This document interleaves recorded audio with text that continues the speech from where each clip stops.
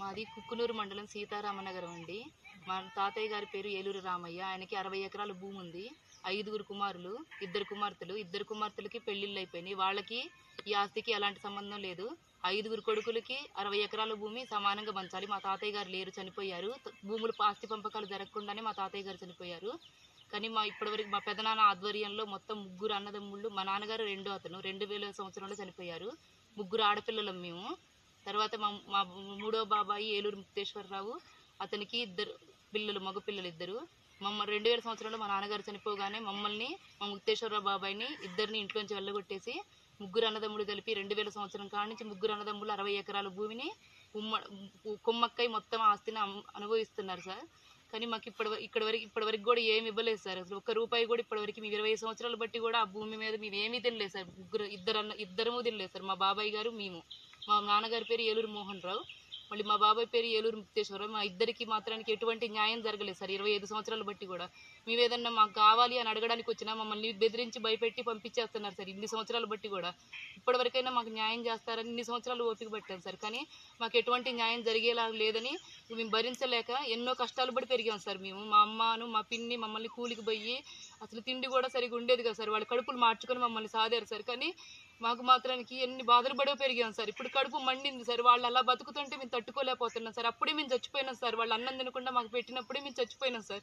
మేము బ్రతికున్నా అప్పుడే చచ్చిపోయిన వాడితో సమానం సార్. కానీ ఇప్పుడు పెద్దవాళ్ళమైంది సార్. ఇప్పటికన్నా వాళ్ళకి పాప ఏదో ఒక రకంగా మేము సంతోష పెట్టాలని చూస్తున్నాం సార్, మా అమ్మని, మా పిన్నిని. కానీ వీళ్ళు మాత్రానికి మమ్మల్ని ఇక్కడికి వస్తే సార్, ఇక్కడ చెట్లు నరుకుతున్నారని తెలిసి మేము ఇక్కడికి వస్తే సార్ మీకు ఏం సంబంధం లేదని పంపించేస్తున్నారు సార్ మమ్మల్ని.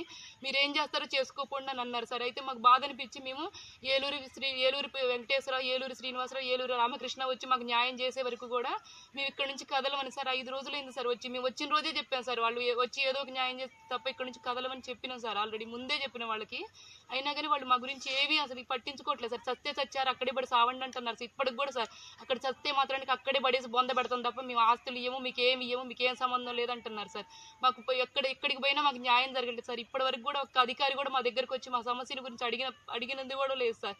మాకు ఎక్కడికి వెళ్ళినా కానీ మాకు న్యాయం జరగదు సార్.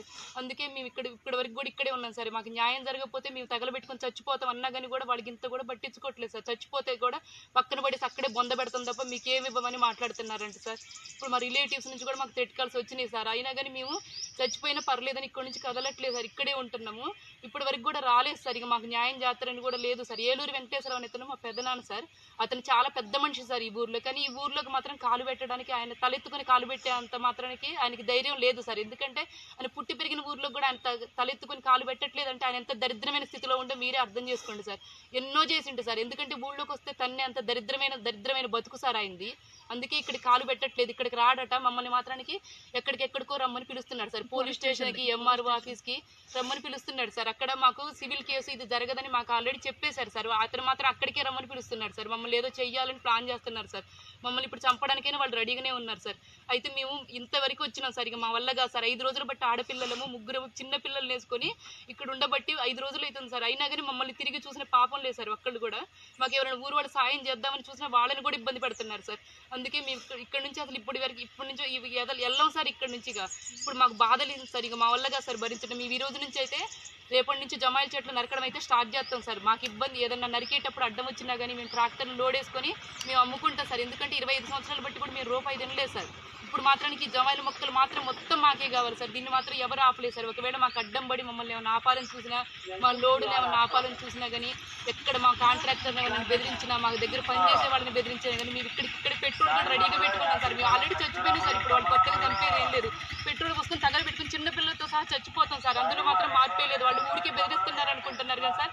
మా కడుపు మండింది. ఎందుకంటే మా అమ్మ వాళ్ళు మమ్మల్ని కష్టపడి పెంచారు సార్. ఇప్పుడు వాళ్ళని సుఖపెట్టకపోతే మేము బతికి కూడా అనవసరం సార్. అందుకే చచ్చిపోవడానికి కూడా రెడీ అయ్యి ఇక్కడికి వచ్చినాం సార్.